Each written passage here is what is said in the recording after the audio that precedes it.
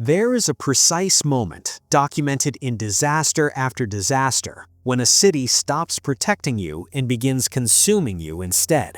It does not announce itself with a headline or a warning broadcast. It arrives quietly, almost imperceptibly, in the space between the last working streetlight going dark and the first realization that no one is coming to help you. Most people never recognize this moment until they are already inside it, disoriented, isolated, and operating on assumptions built for a world that no longer exists around them.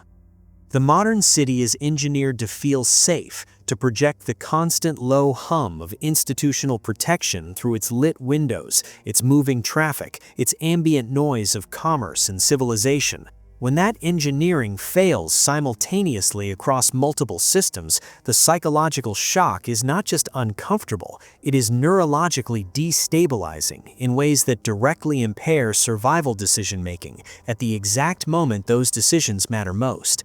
Understanding why cities become dangerous during infrastructure collapse requires understanding what cities actually are beneath their surface appearance. A city is not a collection of buildings and roads, it is an interdependent stack of engineered systems, each one assuming the reliable operation of the others beneath it.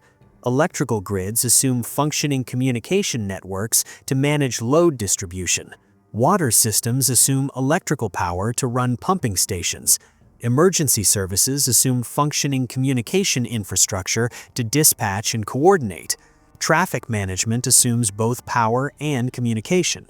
When one foundational layer fails, the systems above it begin degrading within hours, not days.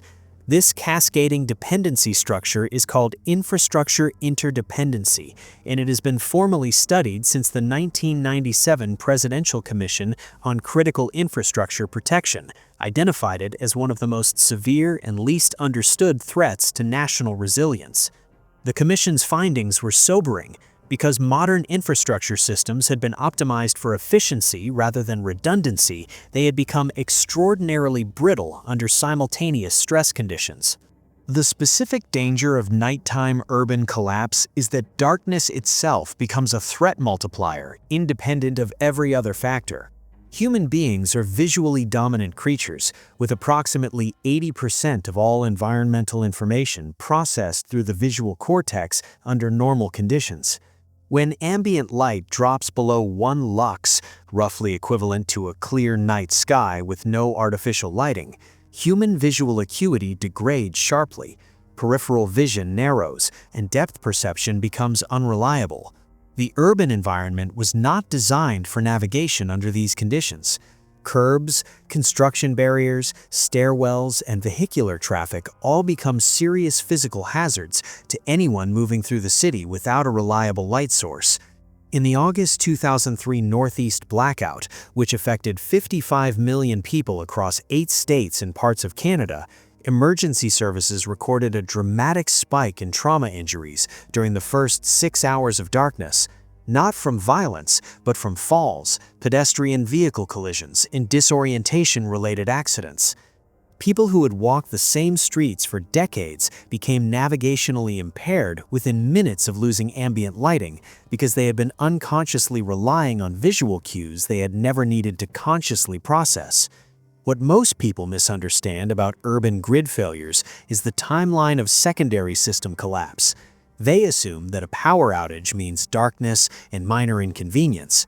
What actually unfolds across a major urban area follows a predictable degradation sequence that emergency planners call the cascade window. In the first 0 to 4 hours, battery backup systems keep critical infrastructure functioning. Hospital generators, cell tower backups, emergency lighting, and transit systems. Most civilians experience this phase as a manageable inconvenience with only moderate disruption. Between hours 4 and 12, backup power systems begin failing sequentially as their fuel and battery reserves deplete. Cell towers lose connectivity as their 8-hour battery backups expire unless refueled by mobile generators, which require functioning logistics chains to deploy. By hour 12, a significant percentage of communication infrastructure in a major metropolitan area will have gone dark, isolating individuals from emergency services, even if those services remain operational. By hours 18 to 24, water pressure begins dropping in mid- and high-rise buildings as electrical pumps fail and municipal storage tanks cannot maintain pressure without active pumping. The city you knew 12 hours earlier no longer exists in any functional sense. The history of urban blackouts contains evidence that most survival guidance fails to address honestly. During the New York City blackout of 1977, which lasted only 25 hours, the city experienced over 1,700 stores looted, over 1,000 fires set, and nearly 4,000 arrests. The conditions that enabled this scale of social disruption were not primarily ideological or criminal in origin. They were structural. When institutional deterrence systems, primarily visible law enforcement presence and functioning communication networks, collapse simultaneously with the psychological anchoring effect of normal urban routine, human behavior shifts toward short-term resource acquisition in ways that are well documented in emergency sociology literature. Researchers like Enrico Quarantelli at the University of Delaware's Disaster Research Center spent decades studying actual human behavior in disaster conditions, and their findings consistently contradicted the popular assumption that social chaos is the default response to infrastructure failure. What their research found instead was more nuanced and more useful. Cooperative behavior dominates in the early hours of most disasters, but it degrades sharply when three specific conditions converge: extended duration beyond 24 hours, perceived inequity in resource access, and collapse of communication with institutional authority. Understanding these three triggers is not pessimism, it is essential situational awareness. The concealed mechanism most people never consider is how their own neurology works against them during urban infrastructure collapse.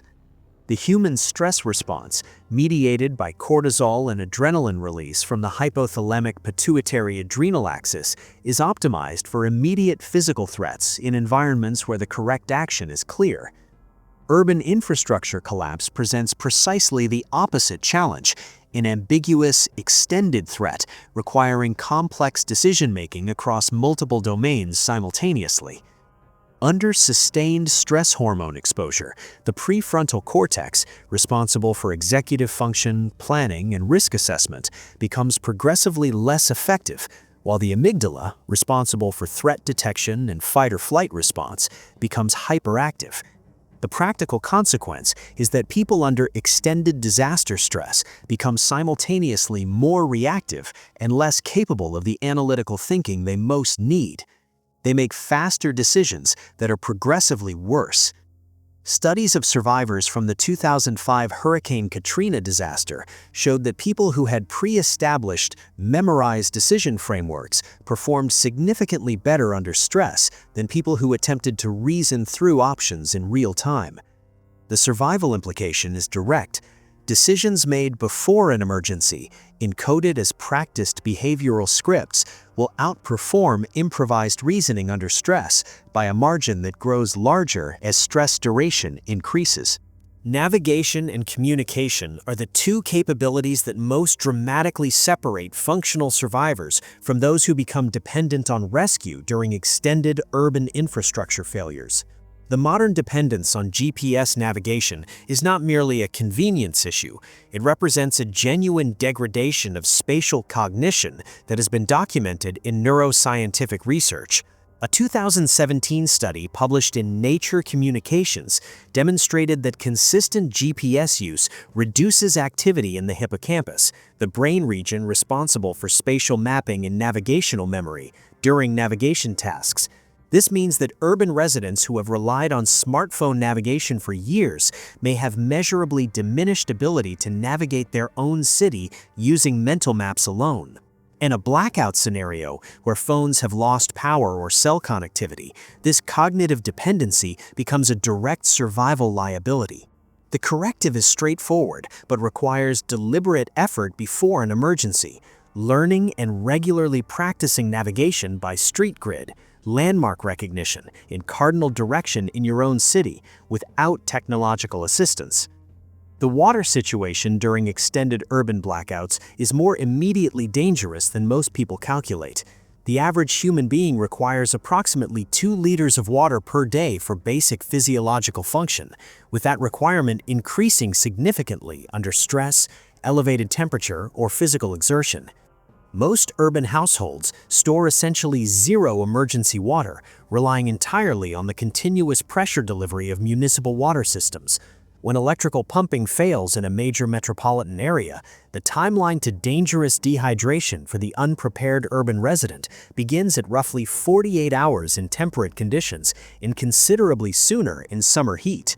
What complicates this further is that water from municipal systems that has lost pressure can become contaminated with backflow from compromised service connections, meaning that water available from taps in the early hours of a blackout may not remain safe as the outage extends.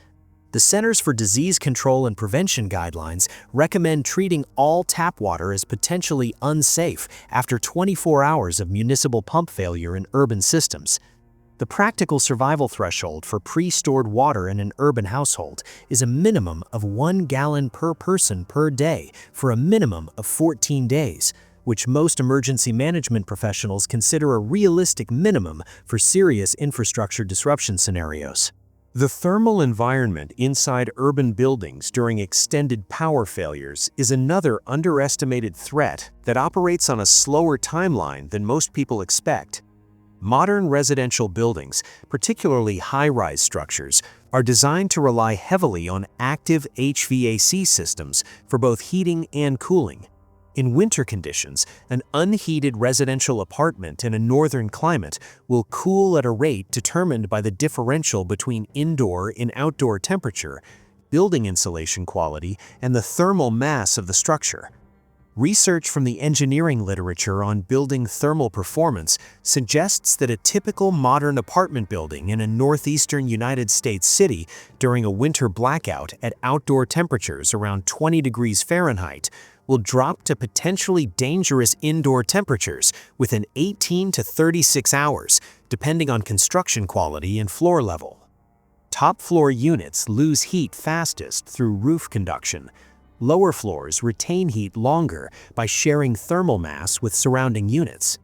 The urban heat island effect, which typically keeps city temperatures 3 to 7 degrees warmer than surrounding rural areas due to retained thermal mass in pavement and structures, provides some marginal benefit but does not fundamentally change the calculus of thermal danger in an extended winter blackout. The social geometry of a city under extended blackout conditions follows patterns that are consistent across documented historical cases and that have direct implications for where you should and should not position yourself. Commercial corridors become priority targets for resource acquisition within the first 12 to 18 hours of perceived extended outage, particularly if those corridors contain food retailers, pharmacies, or hardware stores. Residential areas with visible signs of preparedness, generators running, lights visible, activity suggesting resource availability become secondary attraction points as the duration extends. The survivorship principle here is counterintuitive to most people's instincts. Visibility is a liability, not an asset, in an environment where institutional enforcement is degraded. Emergency management professionals use the term gray man principle to describe the tactical value of appearing resource neutral in a disrupted environment, neither displaying distress that signals vulnerability, nor displaying resources that signal value as a target.